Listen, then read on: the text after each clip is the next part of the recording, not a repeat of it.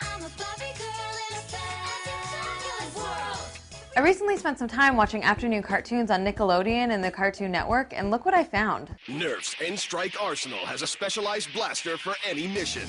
Forever kids pets. It's Snap-on fashion play. Dirt, mud, we don't care.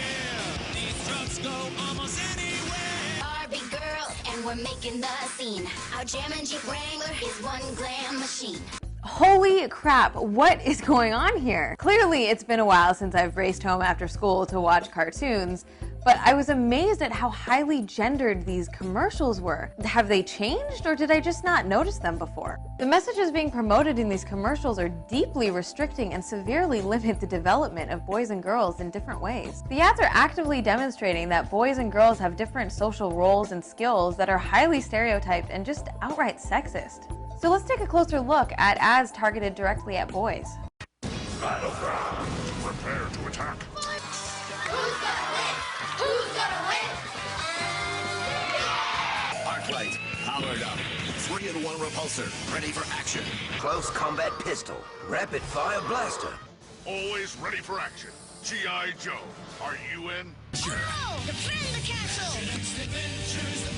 Boys have power and get to be active and destroy things. Yeah! These commercials directed at boys value competition, being in control, having power, and conquering and commanding. Those values restrict the acceptable options for what boys are allowed to express emotionally. I've yet to see a commercial where boys are nurturing or caring. They're limited in examples of how to react to problems and how to solve conflicts. They're taught to fight, to be competitive, and to be aggressive. I noticed that there's also a few other reoccurring messages embedded in these ads targeted at boys. Batcave building power. The Trio building system lets you build the ultimate Trio Batcave. Then you can build the massive Neptune sub.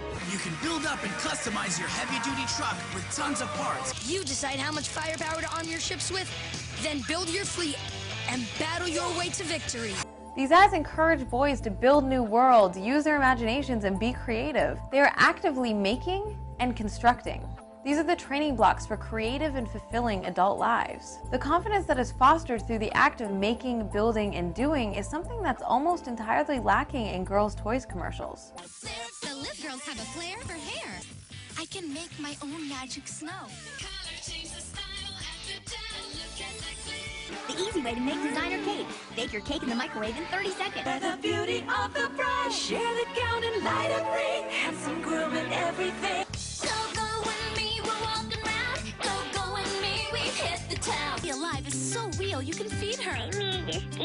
And then she leaves an uh-oh in her diaper. So girls get to play with sparkly glitter and bake cakes and change stinky diapers.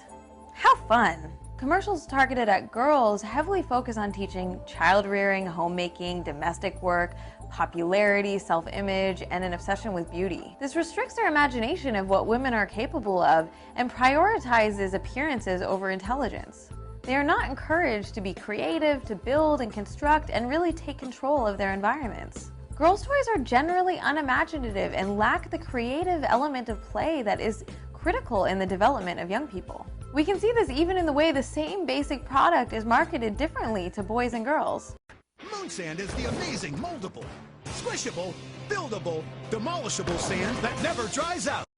Moon sand is the amazing, moldable, holdable, decoratable sand that never dries out. Clearly, this isn't a coincidence since advertisers spend $17 billion a year marketing to youth. That's billion with a B. Young people are seeing more than 25,000 advertisements a year on television alone, and that doesn't even include product placement, which is so common on popular television shows.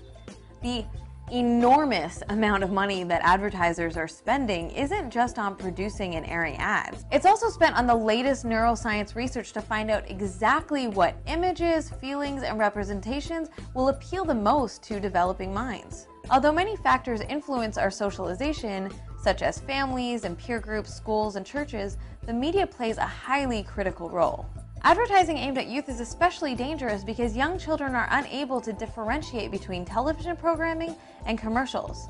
They are still developing the necessary critical skills. Youth may have a hard time recognizing that these commercials are teaching them what is expected, what is desired, and what is possible for their genders, for their careers, for love, relationships, and creative endeavors in the future.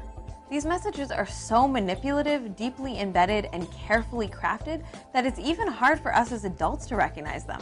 As someone who's really interested in promoting and encouraging the use of technology in young women, I found a stark difference in the way technology is marketed to boys and girls. Girls get a fun little purple computer that's hot, or a program that can help them cook and look pretty. It's the Bratz laptop. With over 100 games, you can have fun learning. It's fun, smart, and hot. In my fashion mall, make pizzas, do makeovers, and more. And throw the ultimate pajama party. Whereas boys get to go online and play adventure games. Become a pirate and join thousands online.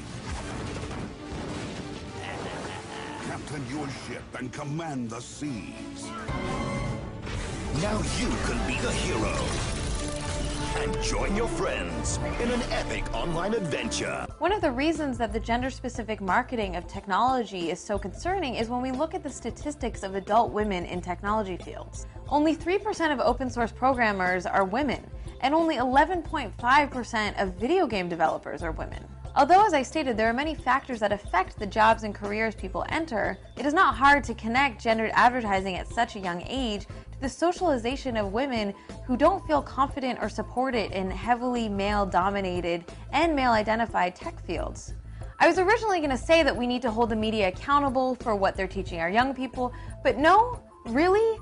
Advertising directed specifically at young people needs to stop altogether, no exceptions. A precedent has already been set to implement these types of restrictions. Quebec has banned print and broadcast advertisements for youth under the age of 13, and Sweden has banned advertisements for youth under the age of 12.